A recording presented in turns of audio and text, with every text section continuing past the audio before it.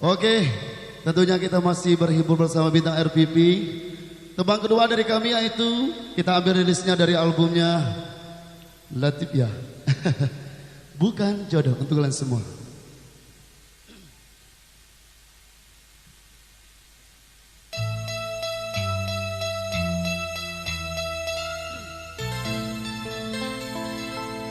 Hijau-hijau daun kelapa sayang,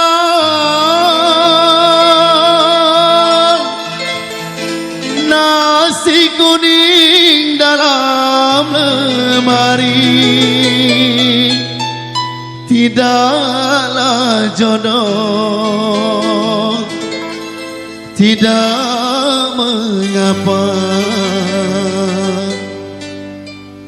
Asalkan adik sering kemari.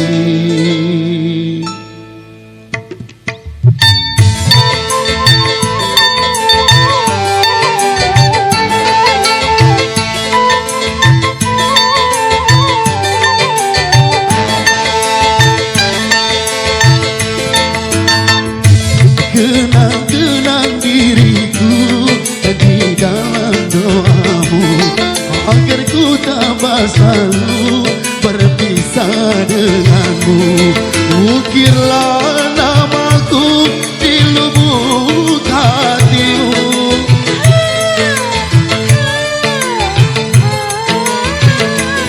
ukirlah namaku di lubuk hatimu. Jadikan cahaya penerang jiwaku.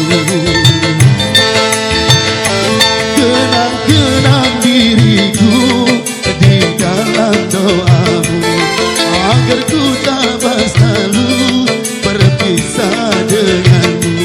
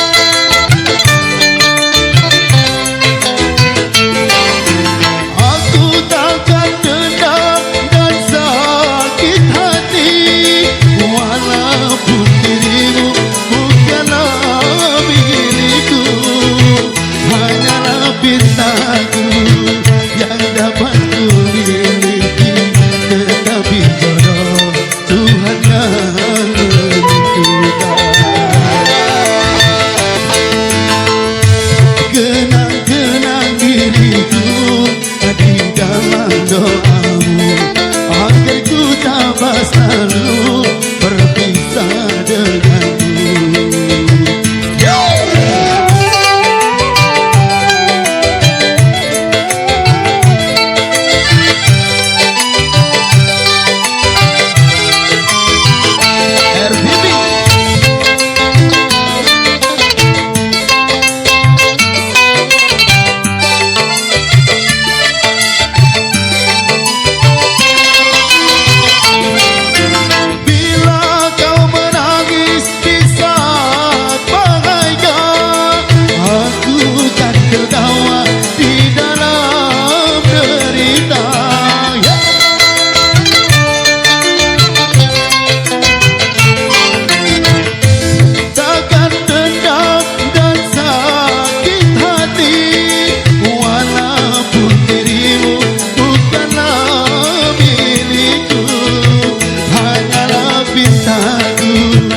Dapat ku miliki, tetapi jodoh Tuhan yang menentukan.